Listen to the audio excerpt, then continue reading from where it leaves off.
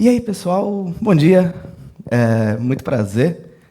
Eu sou Alexandre Cisneros. Sou o Diogo Beato.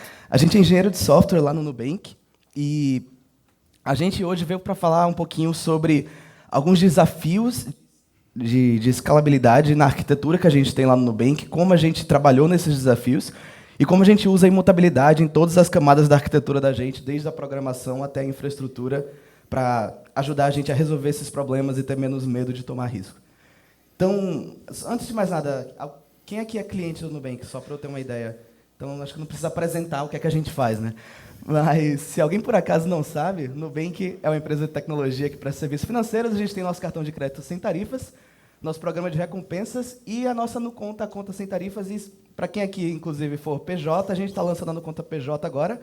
Lá no site tem um linkzinho, lá no blog, na real, tem um linkzinho para se inscrever.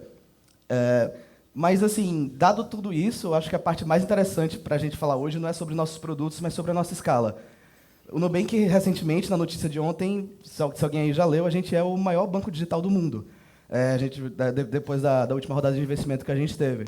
Só que é muito bonito mostrar essa imagem aqui e parecer que, tipo, beleza, mas o que é que foi feito para chegar até aqui, o que é que a gente teve que trabalhar.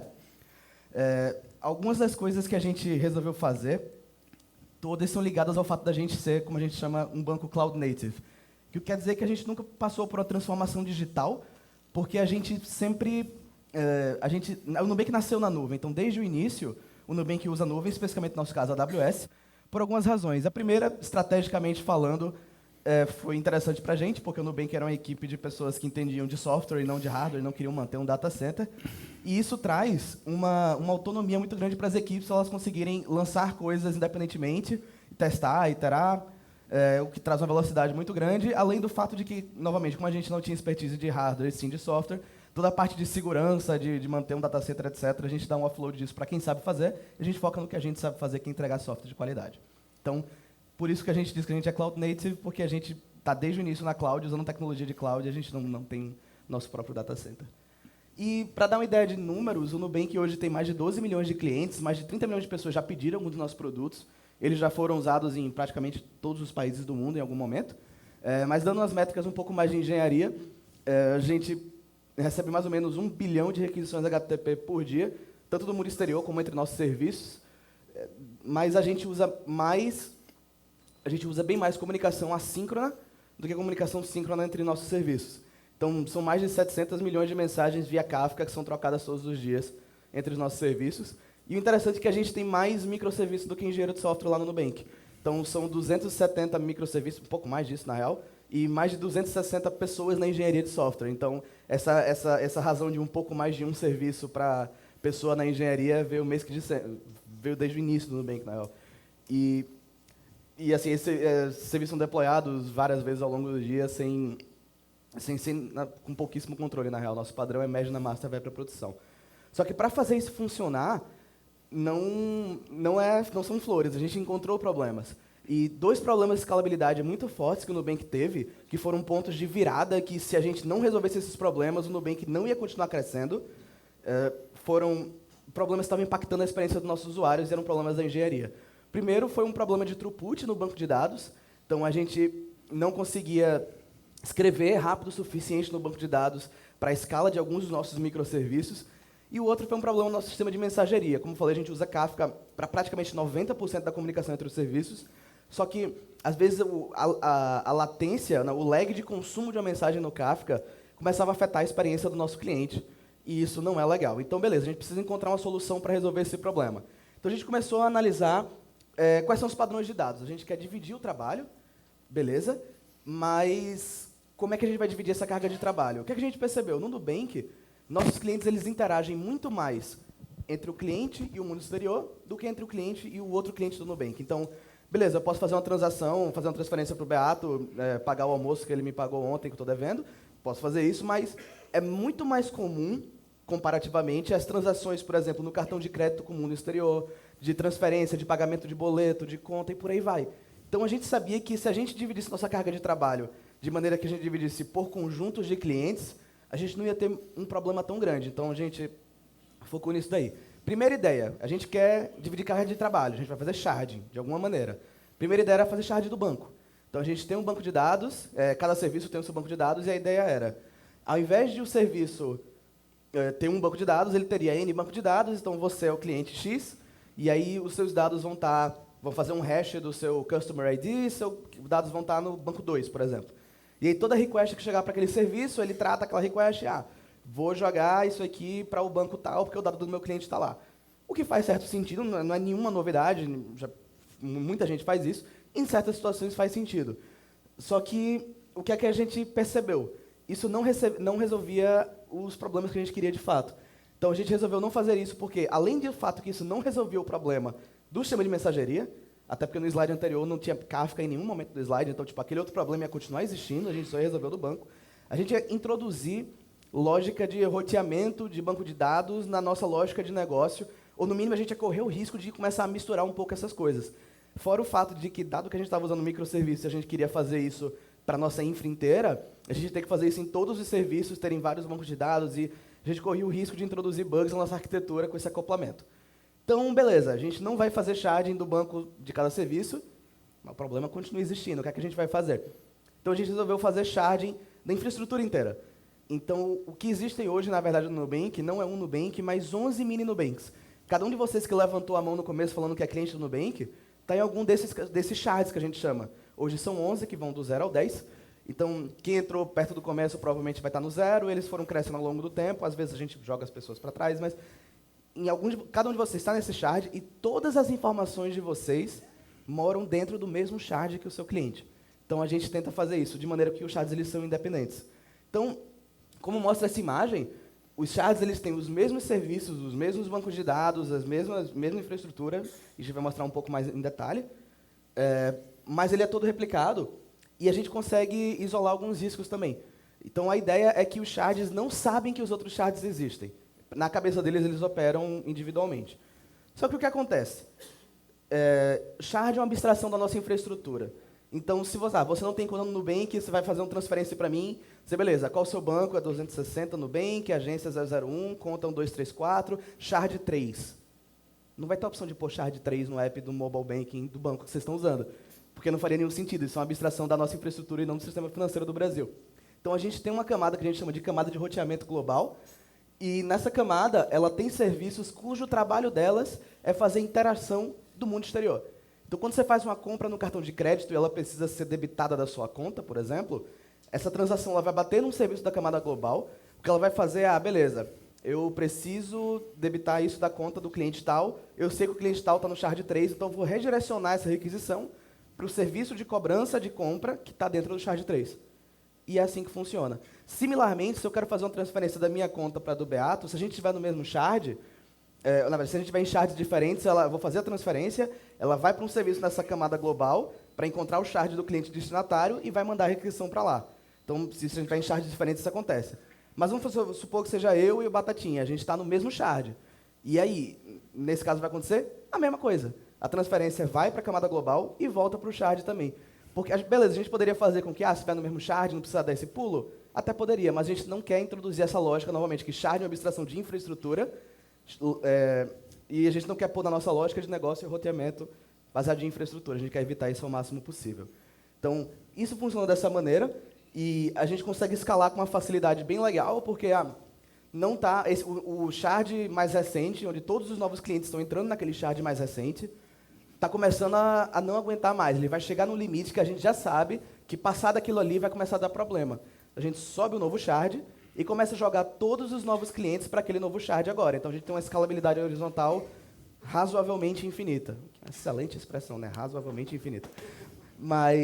E o cliente ele não muda de shard. Uma vez que ele está num shard, ele está preso lá para sempre. A gente poderia até fazer mudança, mas a gente hoje não tem razão para isso. Além de facilitar a escalabilidade, a gente reduz a zona de impacto em caso de incidentes. Então, hoje, não é fácil acontecer um incidente que tira o Nubank do ar. Se acontecer um incidente que vai trazer indisponibilidade, é bem mais provável que, dado que vai ter indisponibilidade, ela afete um pedaço dos clientes do que todos os clientes, porque como os shards eles são muito independentes entre si e não dependem uns dos outros para funcionar, a gente consegue ter esse nível de isolamento. Então, é um ganho extra, que não era necessariamente a principal razão de começar com shard, mas é um excelente ganho extra que a gente incorporou no nosso mindset enquanto a gente está pensando na nossa arquitetura. Beleza, mas assim, eu falei que esse exemplo aí a gente vê 4 chats, mas eu falei que no Nubank hoje a gente tem 11 e a gente já vai estar subindo mais e tal, e a gente precisa lidar com a complexidade disso. Não é fácil e a gente precisa de muita automação, e aí a imutabilidade vai ser importante em vários aspectos dessa arquitetura. E para contar um pouco mais como a gente faz isso funcionar em produção, o Beato vai terminar a história aí para vocês. Beleza, bom, falando um pouco então sobre as tecnologias e arquiteturas que a gente adotou lá, né? Isso aqui, começando um pouco por como é a arquitetura de cada microserviço individualmente. Então, lá no Nubank, eu diria que mais de 95% dos serviços são escritos usando a linguagem Clojure. Só para ter uma noção aqui, quem já ouviu falar de Clojure? Quem já escreveu pelo menos um Hello World em Clojure? Então, como vocês podem ver, tipo, Clojure não é uma linguagem muito adotada no mercado, né? Tipo, quem usa Clojure no mercado? Mas ela tem algumas coisas legais, tipo, ela é uma linguagem Lisp que roda na JVM, e por ela rodar na JVM, a gente consegue se beneficiar de todo o ecossistema Java que já existe, porque a gente consegue, por exemplo, usar SDKs escrita em Java e fazer wrappers em cima dela, usando a linguagem Clojure. Então, mesmo que só o Nubank e alguma meia dúzia de outras empresas usem Clojure no mundo inteiro, a gente ainda assim consegue ser produtivo e se beneficiar disso. Ela é uma linguagem Lisp. Para quem nunca viu uma linguagem Lisp, é um negócio que tem muito parentes. Isso também é um pouco assustador no começo, mas tipo, na hora que você entende a lógica de como isso funciona e usando isso com Vim também fica bem legal. Você vê que é um código legal, ele meio que força você a encapsular melhor as suas funções. É muito fácil você ver aqui e falar, pô, isso aqui eu poderia extrair para uma função separada. É bem fácil de compor as coisas. E é uma linguagem funcional, né? O que significa isso? É uma linguagem que tipo, tem estruturas de dados imutáveis. Então, por exemplo, na hora que eu vou adicionar um atributo novo num mapa, ele não faz a mutabilidade na heap do objeto que está lá na memória. Ele meio que copia aquele objeto que está na memória e adiciona aquele novo atributo. Aí você fala, pô, mas aí fica copiando um monte de objeto na memória, fica um negócio gigante, né? Só que aí Clojure, por baixo dos panos, utiliza as Persistent Data Structures, que são estruturas de dados que, ao invés de copiar todo o objeto, ela meio que faz um versionamento dos objetos. Então, dentro da heap, o teu objeto é como se fosse um gitzinho lá e ele aponta, na stack, ele aponta para a versão certa, a variável. E é uma linguagem muito produtiva também, porque tem um REPL lá, e aí eu starto o REPL na minha IDE, começo a codar, vou fazendo eval das coisas, e é quase que um TDD roubado, assim, né? Porque você vai desenvolvendo e testando ali na hora, e depois você pode pegar tudo isso e jogar para o namespace de teste, e teu TDD meio que está pronto, porque realmente, por você desenvolver orientado ao REPL, isso facilita você desenvolver testando o código. É bem legal isso. Não precisa compilar um monte de coisa nem nada. E para a parte de banco de dados, a gente usa Datomic. Quem aqui já usou Datomic também? Ou já ouviu falar de Datomic? Datomic é um banco de dados também que ele também tem essa característica imutável, né? Ele é como se fosse um Git para os dados também. Então, diferente dos bancos normais, né? SQL, por exemplo, quando você faz um update num banco SQL, se você não desenvolver um sistema de manter histórico, de auditoria, a hora que você faz o update naquela coluna, você perdeu aquele dado. Você nunca mais vê aquele dado. No Datomic, não. No Datomic, tipo, de graça, assim, na hora que você faz um update, ele já cata e faz como se fosse um commit no seu dado. Então, você consegue navegar historicamente nos dados do seu banco. Então, se eu quiser, por exemplo, saber qual que era o limite de crédito do Cisne em 2015, eu consigo fazer uma query e passar qual que é a data do dado que eu quero. Então, eu falo, ó, faz essa query aqui para mim, mas roda ela em 2015. E aí ele me dá aquele dado em 2015. E a gente também consegue fazer diffs, tipo, o que mudou dessa data até essa data. E aí ele dá o diff do que foi atualizado naquelas colunas para aquele usuário, por exemplo. Isso é muito poderoso para a gente quando a gente vai fazer atendimento, porque a gente também desenvolve as ferramentas de atendimento tudo interno, e é muito fácil para o atendente conseguir ver todo o histórico do dado do cliente. Então, o cliente fala, pô, tô com um problema aqui, não entendi direito por que meu limite está assim.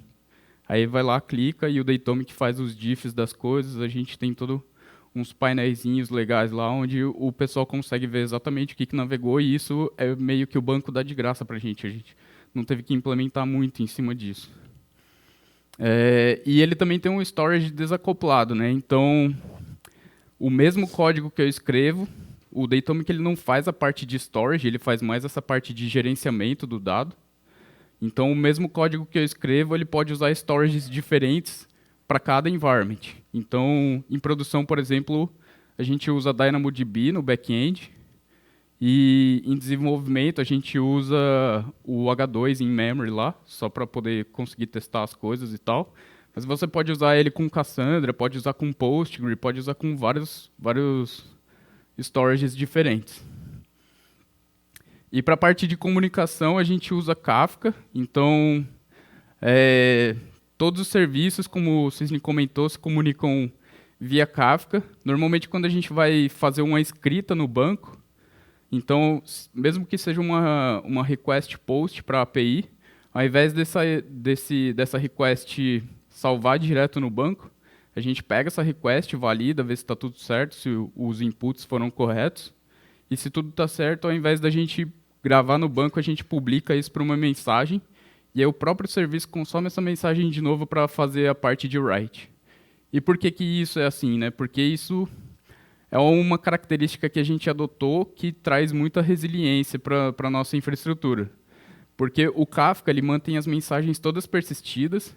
Então, quando você consome a mensagem não é apagada do tópico, ela continua lá. E o que ela tem é um sistema de pub/sub lá, onde cada consumer ele aponta para qual que é o offset da mensagem que ele está consumindo. Então ele fala assim, eu sou o consumer 1, eu estou consumindo a mensagem 3. Aí o Cisne, o consumer 2, está consumindo a mensagem 4. E esse ponteiro ele pode voltar. Ele pode, você pode falar assim, volta e consome tudo de novo. Então, um caso interessante, né? Como o Datomic tem essa característica de usar um storage diferente, uma vez a gente subiu o banco de contabilidade lá em produção usando um banco em memória, né? Quem nunca?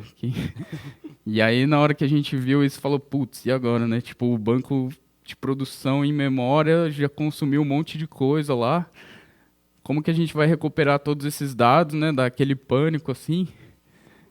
Quem opera infra aí, levanta a mão. Quem sabe como é? Então, dá aquele pânico, aquela ansiedade. Mas aí, tipo, a gente lembrou, é só resetar, corrige o apontamento do banco do Datomic para apontar para o Dynamo em memória, para o Dynamo de novo, em memória não, por favor. E daí reseta o offset do Kafka e fala para ele, consome todas as mensagens que foram produzidas até, sei lá, 3 horas atrás. E aí, na hora que ele fez isso, ele foi lá, consumiu tudo e deu tudo bom. Para isso, tem algumas práticas que a gente adota também, né, para isso ser possível, que é, tipo, toda mensagem consumida, todo consumidor ele tem que ser idempotente. Isso significa, na hora que eu consumo uma mensagem, eu não posso gerar, se eu consumir a mesma mensagem 2 vezes, eu não posso gerar 2 side effects. Porque senão, imagina só, tipo, você fez uma compra e aí o serviço consome a mesma mensagem de compra 2 vezes e aparece 2 compras no seu cartão. Ninguém ia ficar feliz com a gente, né, se a gente fizesse isso. Mas também tem o fato do pagamento, né? Sei lá, você faz um pagamento, a gente consome a mesma mensagem de pagamento 2 vezes e aí aparece 2 pagamentos. Aí todo mundo ia ficar feliz com a gente. Mas então, para ser justo, né, o melhor é que todos os consumidores eles possam consumir a mesma mensagem mais de uma vez, mas que isso não gere mais do que um side effect. E quando tem algum consumidor no Nubank que tem 2 side effects, aí a gente... um bug, né? É um bug, é considerado um bug. Tá, e aí a gente usa essa arquitetura aqui de microserviço, que é o Ports and Adapters, que ele é uma alternativa ao MVC. E ele consiste basicamente em isolar os I/Os da aplicação em portas. Então, toda vez que chega uma mensagem no Kafka, ele passa por um adaptador para colocar na mensagem no formato certo do dado, que a lógica executa. E é basicamente isso. A gente também usa algumas tecnologias mais comuns ali, tipo o Finagle, para a parte de interação HTTP entre os serviços, para ter circuit breaker, backup request, backoff pressure. A gente também usa Redis para a parte de cache, Prometheus para monitoramento. E aí, voltando um pouco naquela arquitetura de shards, né? Fingindo que eu estou dando um zoom ali naquele que está mais cinzinha. A nossa arquitetura, a gente divide ela em duas camadas principais. Aí. Uma camada de persistência, onde ficam todos os bancos de dados e o Zookeeper, que é uma dependência do Kafka. E uma camada efêmera, que é onde roda o cluster de Kubernetes, os serviços dentro, e um outro cluster de Kafka ali, que fica fora do Kubernetes, mas que os serviços se comunicam com esse cluster para poder fazer toda essa comunicação assíncrona. Então, só para dar uma dimensão do tamanho da nossa infra hoje, como o Cisne comentou, a gente tem 11 quadradinhos desse aí embaixo, 11 shards. Cada um deles tem um cluster de Kubernetes para cada, um cluster de Kafka para cada. Todos os serviços são replicados entre todos esses shards. Todos os bancos de dados também são replicados em todos esses shards. Então, é uma infraestrutura gigante. Hoje, eu acho que a gente está rodando mais de 5.000 nodes, certo? Em prod. Para o cluster de Kafka, de Kubernetes, desculpa. Então é muita coisa, né? Mas e aí se sai uma vulnerabilidade, né? Ou então se a gente quer atualizar alguma coisa nessa infra, quer atualizar para tudo, tipo, como que a gente faz, né? Pô, bora fazer SSH em todas as máquinas, né? 5.000 máquinas. Só fazer SSH lá e mudar o que você precisa. Acho que ninguém ia ficar feliz de ter esse trampo, né? Esse aqui a gente contratou aqui o cara que é o cara que faz SSH nas máquinas e atualiza as coisas aí. Aí, beleza. Mas aí, vamos fazer script de automação, né? Sei lá, usar um Ansible, alguma coisa. Mesmo que a gente fizer isso, pode falhar em algumas máquinas e aí a gente acaba tendo que debugar por que naquela máquina falhou e nas outras não. E isso pode acabar se tornando mais difícil do que ajudar, né? Então, a gente foi para esse lance, tipo, tendo essa imutabilidade no código, imutabilidade no banco de dados, a gente pensou, pô, vamos tentar fazer isso na infraestrutura também. E aí, o que é imutabilidade, né? A gente fala que imutabilidade é você poder dar um passo para frente, mas se alguma coisa der errado, você tem o pé de apoio atrás aqui para poder voltar, né? Então, como que a gente usa isso na infra? Então, a gente tem todos esses 11 mini Nubanks rodando aqui, e a gente chama isso de uma stack. Então, isso aqui é a stack do Nubank. E aí, o que a gente faz? A gente vai lá, tem tudo isso replicado, e aí a gente replica o replicado, né? A gente dobra tudo de tamanho, e isso fica uma coisa absurda em questão de quantidade de recurso na AWS. Algumas vezes a gente toma uns rate limits lá e tal. A galera do financeiro fica feliz pra caralho. Eles falam, nossa, que da hora, agora dobrou o custo aí da nossa infra. Mas eles ficariam muito mais tristes, né, se eles soubessem o tipo de problema que pode acontecer, porque banco tem que ter reputação, né? Então, se alguma coisa dá errado, tipo, os clientes param de confiar na gente. Então, a gente tem que fazer operações com o menor número de risco possível, né? E aí a gente faz isso aí, cria aquela outra stack lá, e aí a gente começa a colocar peso no DNS. Se alguma coisa dá errado, a gente volta. É fácil de se recuperar, é só voltar o DNS para stack antiga, toda para stack antiga. Mas aí, se está tudo certo, a gente para de mandar tráfego lá, garante que está tudo ok. Se estiver tudo ok, a gente mata a stack antiga e estamos bom para aí. E aí, com isso, a gente consegue ter feedback rápido, a gente consegue se recuperar de coisas fáceis e como eu disse, né, todo mundo que opera em infra aí, tipo, sabe que na hora que você está mexendo em alguma coisa que pode dar ruim, gera aquela ansiedade, aquele estresse emocional, né? Tipo, tem uma carga emocional muito grande. E esse modo que a gente faz as coisas, ele ajuda a gente, ele traz segurança para a gente fazer mudanças grandes numa infraestrutura dessa escala. E aí, para isso, a gente não tem... Tipo, o script pode dar ruim, mas para poder recriar toda essa infra de uma vez, a gente tem que ter muita automação também, né? E aí lá a gente tem dois projetos principais para a parte de automação. Um deles é o Definition, que é onde a gente define toda a nossa infraestrutura de maneira declarativa.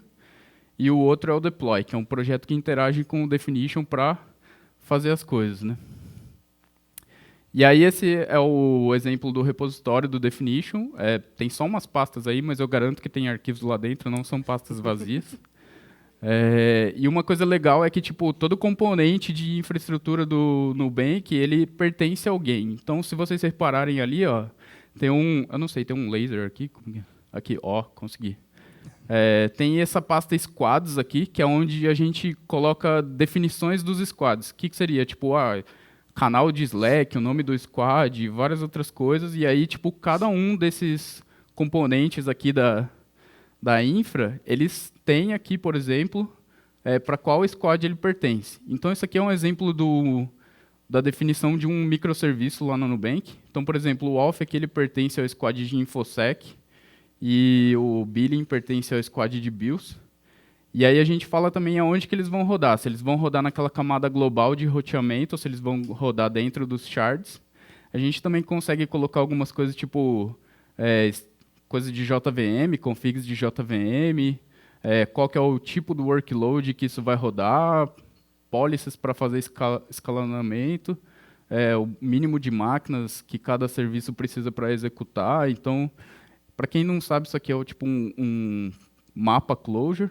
A gente faz esses projetos também em Clojure pelo fato de que lá no Nubank a gente não tem muito o cargo DevOps, a gente tem DevOps mais como cultura, e aí a gente tem esse time de plataforma, então os times de serviço eles operam os próprios serviços, a gente não precisa operar os serviços, o que a gente tem que fazer é desenvolver ferramentas para que isso seja fácil para eles. E o que a gente faz é a gente opera essas infras, esses clusters, por exemplo, de Kubernetes, Kafka, essas coisas, se derem problema, a gente toma conta, mas cada squad é responsável por tomar conta do próprio serviço. Então, só dando um exemplo aqui de como que a gente provisiona as coisas, né? O Definition, o pipeline dele exporta coisas para o S3, e aí o Deploy interage com esse Definition e chama as APIs necessárias para poder provisionar cada componente de infraestrutura, né? E assim que a gente faz o provisionamento. E aí... Só para manter tudo isso, a gente teve todo esse trabalho de automação e a gente, para fechar, queria trazer um exemplo de que como usando imutabilidade em todas as camadas da gente, novamente, desde a aplicação, passando pelo banco de dados, passando pelo sistema de mensageria, chegando até a infraestrutura. Então, em todos os níveis de diferentes complexidades da nossa arquitetura, a gente usa a imutabilidade. E aí, beleza. Como é que a gente pôde usar isso na nossa migração para Kubernetes para que ela atingisse dois objetivos, vários objetivos, mas dois eram os objetivos principais que a gente queria atingir. Então, vamos lá. A gente está numa conferência de DevOps, então não sei se preciso explicar muito o que o Kubernetes é, mas a parte relevante da explicação é ele gerencia containers em produção. O que, para a gente, fazia sentido, porque nossas aplicações elas já rodavam em container, era um container Docker para cada serviço. Só que era um container por instância do EC2, ou por máquina virtual da AWS. Então, o que é que a gente perdia um pouco com isso? A gente, primeiro, o tempo de você dar boot numa VM não é nada comparado a você subir um container, por exemplo, numa máquina que já está rodando, então, primeiro ponto. E o segundo ponto é que as máquinas virtuais, elas vêm em tamanhos pré-determinados. Então, eu tenho um serviço aqui, ele com 9 GB de memória, ele rodaria filé, sucesso. É ele que... 9 GB de memória ia ser perfeito. Beleza, mas só tem máquina de 8 ou de 16. Eu acho que tem de 12 também, mas tipo... eu ia precisar escolher o tipo de recurso que está disponível para mim, dentre os já pré-selecionados pelo meu provedor de nuvem. Então, no Kubernetes, a gente pode subir uma instância com 192 GB de memória, por exemplo, e deixar com que ele cuide dos nossos containers e suba eles em produção na máquina que já vai estar lá rodando, então vai ser bem mais rápido. Então, beleza, a gente sabia que fazia sentido para a gente usar Kubernetes, mas a gente tinha dois objetivos, como eu falei. O primeiro a gente não queria afetar nossos clientes de maneira perceptível, a gente não queria atrapalhar a vida dos nossos clientes e a gente não queria mandar um e-mail tipo, hoje à noite, de madrugada, o Nubank vai ficar fora do ar porque a gente vai fazer migração para Kubernetes e aí o cliente vai dizer, o quê? Então, a gente queria evitar esse tipo de coisa. Então, esse era o ponto número 1. Ponto número 2. A gente não queria atrapalhar ou prejudicar a vida da engenharia de software do Nubank. As pessoas que escrevem software do Nubank, elas têm que operar seus próprios serviços, mas como o Diogo falou, elas têm a equipe de plataforma para dar todo o suporte ferramental para elas. Então, a gente não queria que todas as outras 200 pessoas da engenharia tivessem que aprender Kubernetes e se tornarem especialistas para conseguir fazer o seu trabalho, que até ontem eles faziam tudo direitinho, porque a gente inventou Kubernetes, agora eles não fazem mais. Então, era esses dois grandes objetivos. A gente não quer prejudicar a vida do nosso cliente, a gente não quer prejudicar a vida das nossas pessoas da engenharia de software. Então, vamos lá, mantendo isso em mente. Como era o deploy da gente antes? Como o Diogo falou, a gente tinha o definition, que era onde as pessoas, como texto, escreviam todos os componentes da infraestrutura, desde bancos de dados, clusters de Kafka, os próprios microserviços e alertas do Prometheus e por aí vai. Então, tudo nosso era escrito lá no definition, no formato do Clojure. O deploy era o projeto que pegava o que o definition exportava, então tinha uma pipeline que jogava os dados do definition para o S3 já processados. O deploy lê esses dados e gerava o CloudFormation, que é o objeto da API da AWS, que é meio que um template onde você fala, eu quero criar esses recursos daqui, e ao invés de você fazer 1000 chamadas na API para criar cada um, você faz uma chamada com o seu CloudFormation e fala, mano, cria aí, e quando estiver pronto, tudo certo. Ele vai lá processar e uma hora vai estar pronto. Beleza. E, eventualmente, o deploy ele iria fazer também umas chamadas na API para fazer um check de sanidade, ver se está tudo certo, se o DNS está resolvendo, se o seu load balancer subiu e por aí vai. Então, isso era o nosso deploy de antes. Para migrar para Kubernetes, a gente pegou o slide e pintou de azul. Não, tô brincando, não foi só isso, mas o que a gente teve que fazer foi o seguinte, a gente manteve o definition, ele continuou existindo, a gente adicionou um novo tipo de recurso nele, por exemplo, que é o etcd, né, para gerenciar os estados do Kubernetes, mas tudo que já existia no definition continua existindo, e nossa edição ela foi principalmente feita do lado do deploy. Então, o deploy, o que é que ele faz? Ele lê o mesmo definition exportado, mas ao invés de gerar o CloudFormation para gerar cada VM de cada serviço, de cada shard, de cada réplica, ele gera o CloudFormation de um cluster de Kubernetes e dos outros recursos de infra que vai precisar, como Kafka e por aí vai. E aí, ao invés de a gente falar com a API da AWS para verificar se o serviço subiu, a gente fala com a API do Kubernetes para subir os serviços. Então, para criar os deployments do Kubernetes, os stateful sets, os load balancers e tudo que ele vai precisar criar no Kubernetes para ser provisionado. E aí, os off-checks de sanidade podem ser feitos também tanto na API do Kubernetes como nos próprios serviços. Então, para quem desenvolve no Nubank, criar um serviço novo continuou sendo escrever a definição dele no definition e rodar a pipeline e esperar as coisas acontecerem. Deployar uma nova versão de um serviço continuou sendo merge na master, nada muda, porque a nossa pipeline de CI/CD ela vai usar a versão mais recente do deploy, que sabe que ao invés de subir um novo grupo de instâncias na Amazon, ele vai atualizar o deployment do Kubernetes com a nova versão da imagem que foi para o registro de containers. Então, beleza. Então, a parte de nosso desenvolvedor, a gente não quer atrapalhar a vida dele, foi resolvida. E, beleza, mas como é que a gente faz isso sem downtime para os nossos clientes? Nada de novidade, tudo que o Diogo falou até agora. A gente tinha nossos shards, então com o shard a gente consegue fazer essas experimentações e se recuperar rápido em caso de problema. Então, a gente pegou o shard, um shard que tinha uma menor quantidade de clientes e começou a fazer migração nele. Viu que estava começando a mandar tráfego, viu alguns problemas que estavam acontecendo, a gente rapidamente consegue voltar. E, beleza, como a gente não atualiza as coisas em place, vamos corrigir, vamos subir um novo cluster, rodar o deploy de novo. Está funcionando agora, a gente começa a mandar tráfego, vê que está tudo bem, vai balanceando, jogando peso para o outro lado, está tudo certo, mata a infraestrutura antiga que era feita de instâncias de VM criadas no CloudFormation, e agora a gente tem esse híbrido em que a gente tem um shard rodando direto em Kubernetes, os outros shards rodando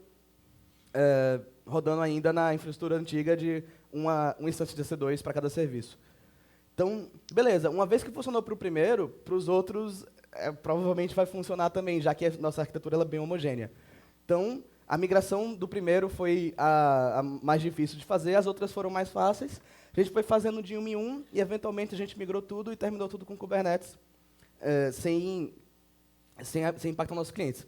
E beleza, e o que é que a gente tira disso daí? A gente só conseguiu fazer isso porque a gente tinha aquela camada de infraestrutura que é sem estado, desculpa, né, stateless, e a gente podia matar ela a qualquer momento, a gente podia deployar ela a qualquer momento, E a nossa camada de persistência, ela é separada dessa infraestrutura de Kubernetes. Então, a gente poderia ter 2 versões apontando para ela sem nenhum problema.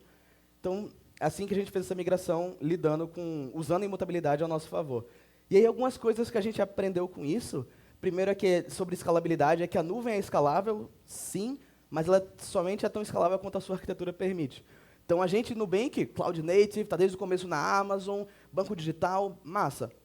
Mas a gente teve problema de escalabilidade, e a gente teve que tomar ação na nossa arquitetura para fazer com que esse problema fosse mitigado. Não adiantava a nuvem não ia salvar a gente magicamente, né? A gente tem que fazer uma arquitetura para permitir escalabilidade.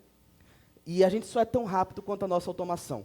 Então, para fazer um teste de uma coisa nova, a gente, vamos fazer o teste de Kubernetes, vamos fazer o teste com Prometheus para ver se a gente vai usar, faz na mão, testa, itera, chama uma equipe pequena para ser o teu cobaia e testar com eles. Massa. Funcionou? Vai fazer para a empresa toda? Tem que automatizar. Tem que fazer ser automático, porque senão você vai deixar de ser a equipe que inova, que entrega uma plataforma incrível, que entrega uma infraestrutura massa, para ser a equipe que entregou aquela infraestrutura e vai manter ela para sempre, porque o trabalho de manter não vai deixar você evoluir ela mais nunca. A gente planejar a arquitetura para falhas parciais é muito importante. Então, no nosso caso, a gente tem o benefício de que as nossas falhas parciais elas vão atingir no máximo a nível de shard. Então, isso ajuda a gente já a mitigar vários problemas que seriam muito grandes. Obviamente, todo problema que afeta o nosso cliente é um problema sério que vai ser tratado, mas a gente consegue ter uma flexibilidade para lidar com esse problema de maneira melhor, já que a gente tem essa resiliência. E autonomia, porque no fim do dia você quer entregar a melhor plataforma para que para que a empresa cresça, entregue valor ao cliente, porque no fim do dia o cliente final tem que estar sendo impactado positivamente. Então, ter infraestrutura como código e num nível um pouco mais alto, usar conceitos de imutabilidade para a infraestrutura e para todas as camadas, para o Nubank serviu muito e dá muita autonomia para nossas equipes. As pessoas não têm tanto medo de tomar risco quanto teriam se não tivessem essas proteções que a imutabilidade traz. Então, era essa mensagem que a gente queria trazer um pouco para vocês. Eu não sei se vocês sabem, Nubank foi eleito a empresa mais inovadora da América Latina, além de agora ser o maior banco digital do mundo. Se alguém tiver interesse em trabalhar com a gente com essas outras coisas, todas as vagas do Nubank estão aqui. E também no Coffee Break pode vir bater um papo com a gente. Então é isso aí, galera. Obrigado.